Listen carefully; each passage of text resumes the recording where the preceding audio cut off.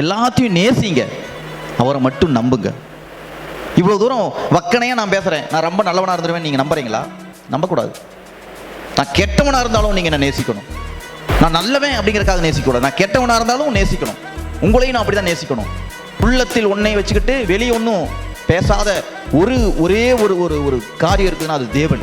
உங்களை வேணால் கடவுள் சூப்பராக நடத்தலாம். உங்கள் அம்மாவுக்கோ அப்பாவுக்கோ உங்கள் குழந்தைங்களுக்கோ மாமியா மருமகளுக்கு அக்கா தங்கச்சி உங்கள் சொந்த பந்தத்துக்கு என்ன பண்ணியிருக்காது, தெரியாமல் இருந்திருக்கும். விட்டு கொடுத்துருங்களேன். விட்டு கொடுத்துருவோமே, கெட்டு போயிடுவோமா? தோற்று போயிடுவோமா? ஓ, இவங்களுடைய தீமை நம்மளை தாக்குமா, கடவுளின் வெற்றி நம்மளை தூக்குமா? சொல்லுங்க.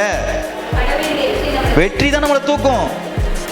அன்பு காட்டுறவர் விட்டுட்டு, அன்பு காட்டுற தேவனை விட்டுட்டு, ஆசை காட்டுகிற தேவனை விட்டுட்டு, அக்கறையா இருக்கிற தேவனை விட்டுட்டு, பாவம் புள்ளப்பூச்சிகள் நம்ம சுற்றி இருக்கிற ஃபேமிலி சொந்தம் பந்தம் இவங்களாம் யாரு? பாவம். அறியாமையில ஒரு அடி அடிச்சுட்டாங்க, பரவாயில்ல பரவாயில்ல.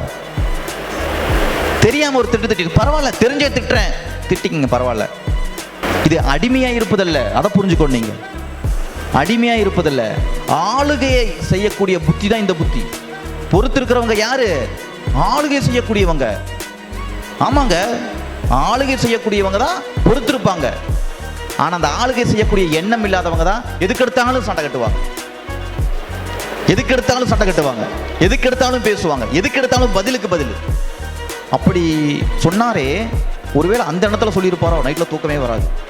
ஒருவேளை அதுக்கு சொல்லியிருப்பாங்களா, அதுக்கு சொல்லியிருப்பாங்களா, வெடிச்ச உடனே பல்லு விலைக்கிட்டு கூட போக மாட்டாங்க. போய் நீங்கள் சொன்னீங்களே அந்த அர்த்தத்தில் சொன்னீங்க, ஏமா நான் கூட பேசவே இல்லைம்மா, நான் ஃபோன் பேசிக்கிட்டு இருந்தேன் அப்படின்வாங்க அவங்க.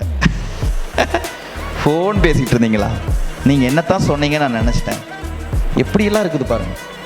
அதனால் எதையும் தூக்கி உள்ளே போட்டுக்காதீங்க, எதையும் தூக்கி உள்ளே போட்டுக்காதீங்க.